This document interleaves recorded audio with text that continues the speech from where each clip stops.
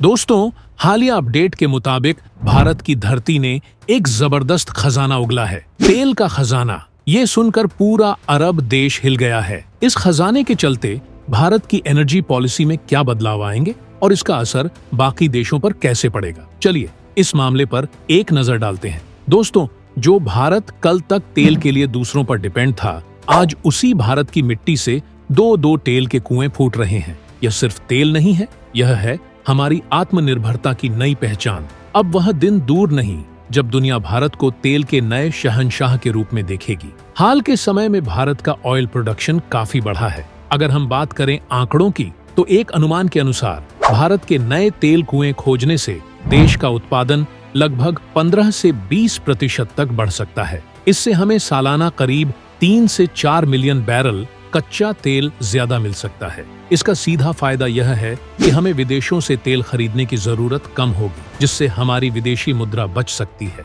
सोचिए, जब हम खुद का तेल निकालेंगे तो यह हमारे देश की आर्थिक स्थिति को कितना मजबूत बनाएगा। अब देखा जाए तो आजकल ग्लोबल प्राइसेस काफी ऊंची हैं और कई देशों में तेल की कमी भी हो रही है। भारत, जो कि पहले सबसे बड़ा इंपोर्टर था, अब अपनी खुद की खोजों के चलते एक नया खिलाड़ी बनता जा रहा है। इससे हम न केवल अपनी जरूरतों को पूरा कर सकते हैं, बल्कि अन्य देशों को भी तेल बेचने में सक्षम हो सकते हैं। जैसे कि ओपेक यानी कि organisation of the petroleum exporting countries में तेल के दाम बढ़ रहे हैं, वहीं भारत अपने खजाने के जरिए इन्हें चुनौती दे सकता है। यह एक बड़ा मौका है जिससे हम अपनी स्थिति को और भी मजबूत कर सकते हैं। आप सोच रहे होंगे, ये कैसे हुआ? इतना बड़ा बदलाव देखकर दुनिया के बड़े बड़े विजनरी लोग जैसे एलन मस्क तक हैरान हैं और जापान के तो होश ही उड़ गए हैं। अब तक भारत सबसे ज्यादा कच्चा तेल इराक, सऊदी अरब, यूएई, अमेरिका, नाइजीरिया, रूस और कई अन्य देशों से मंगाता था। रूस यूक्रेन युद्ध के बाद रूस से सस्ते दामों में तेल मिल रहा था,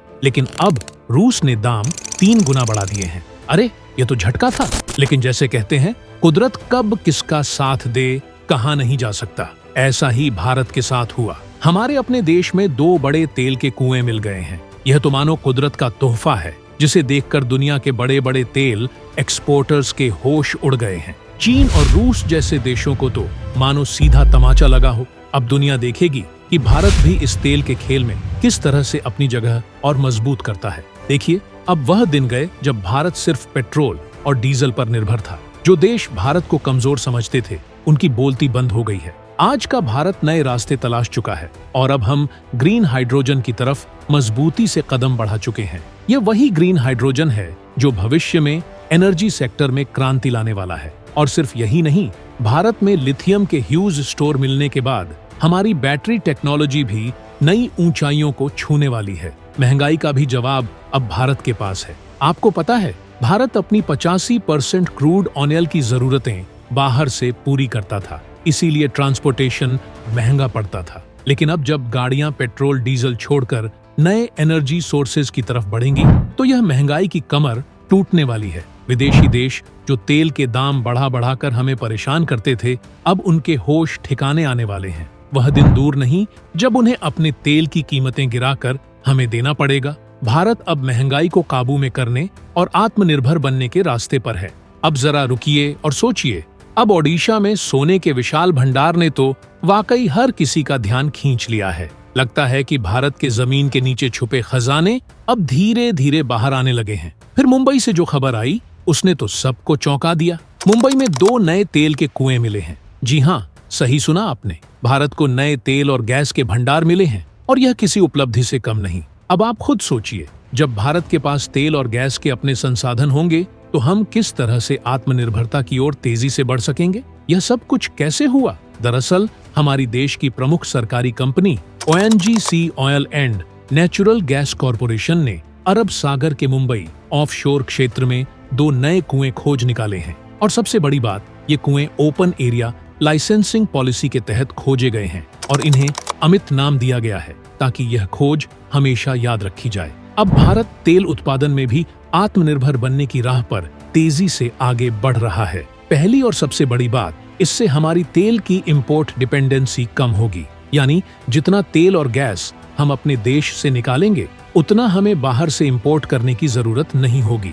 इससे देश की विदेशी मुद्रा यानी डॉलर्स की भी भारी बचत होगी, जो हमारी इकोनॉमी के लिए बहुत फायदेमंद साबित होगी।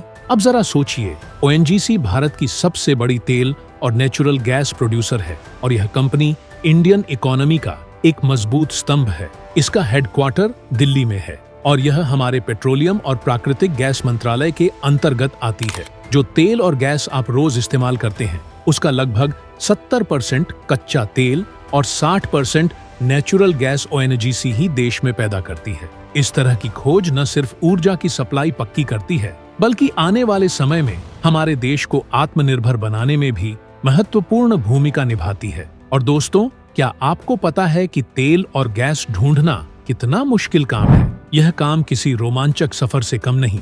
बड़ी बड़ी कंपनियां जहां हार मान जाती हैं, वहीं ओएनजीसी ने पूरी दुनिया को चौंका दिया। चलिए आपको बताते हैं कि तेल और गैस का पता कैसे लगाया जाता है। सबसे पहले साइंटिस्ट यह तय करते हैं कि किस जगह पर तेल और गैस के भंडार हो सकते हैं। गलती से गलत जगह खुदाई करना भारी नुकसान पहुंचा सकता है। रिसर्च के दौरान जमीन में करीब 200 फीट तक बोरिंग की जाती है और वहां पर 2.5 किलो का डायनामाइट फोड़कर एक विस्फोट किया जाता है। इस विस्फोट से पैदा होने वाली वेव्स को खास उपकरणों की मदद से रिकॉर्ड किया जाता है। फिर जियोलॉजिस्ट सुपर कंप्यूटर की मदद से इन डाटा को एनालाइज करते हैं और तय करते हैं कि उस जगह पर तेल और गैस के भंडार मौजूद हैं या नहीं।